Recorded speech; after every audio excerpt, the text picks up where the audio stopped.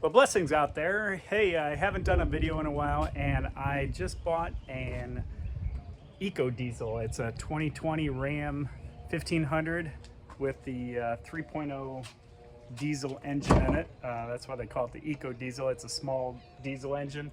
It's supposed to get up to 30 miles per gallon on the highway. I just drove this from the auction, and I was getting like 26. So I guess it needs some maybe it needs some work. It has 147,000 miles on it, and 2020, so they must have drove a lot. The reason I'm doing a video of this one is there is a big following of these, and I have a lot of questions. So maybe I'll get some people commenting on this video and give me some answers.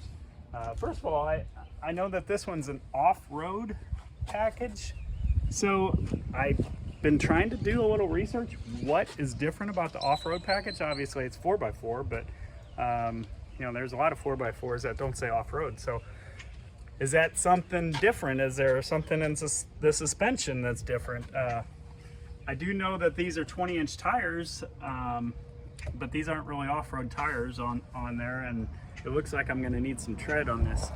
This one I'm planning to keep for a little while. I sold my Ford F-150 that I towed cars around with for probably about 3-4 years, and it did real well with me. But this was just a bargain at the auction. Oh, thank you. Hi. Here's some grackles in the background, and sorry about the sweat. It is 88 degrees here in Corpus. What is this, end of March, and you know, just beautiful balmy weather. But this was just such a deal at auction. It was the cheapest EcoDiesel, well, actually cheapest Ram 1500 2020 that I've seen at auction, and the auction history only goes back like 60 days. So in the last 60 days, this is the cheapest one that I found at auction. So it was $11,000. I bought it at auction, and don't know why it doesn't look bad. You know, it's dirty as can be. You know, there's the little V6 turbo diesel, and I'll go to the back of it. It does have some wear and tear on.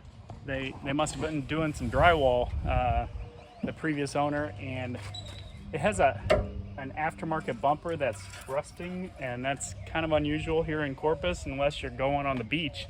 So, but underneath it looks okay.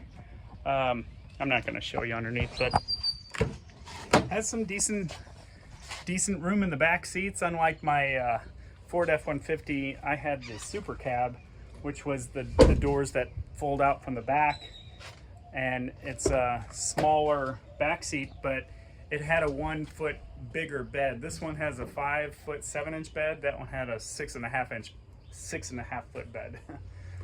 So other than losing some bed space, I did have a toolbox though on the other one. It came with it, and I just left it on there, so it took up some of the back.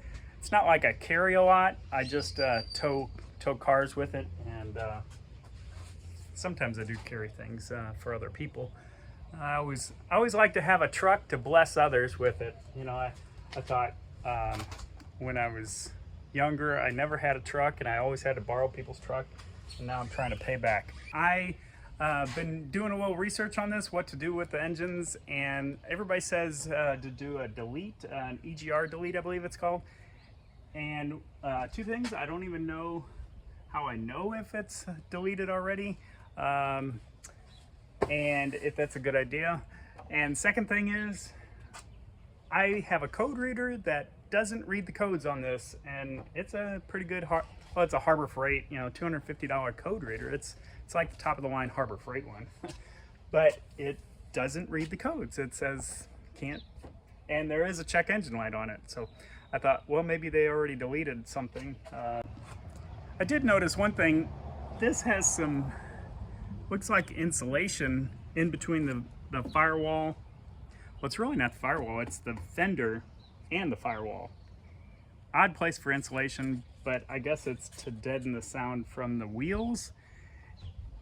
but it's weird how it sticks up like that. I've had a lot of Mercedes and BMWs, and they have a lot of insulation in different places.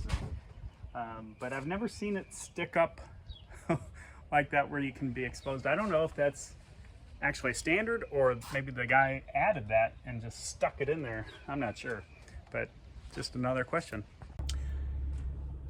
Regarding that insulation, overall inside, you know, driving, it's really quiet and everybody can hear me well on the Bluetooth.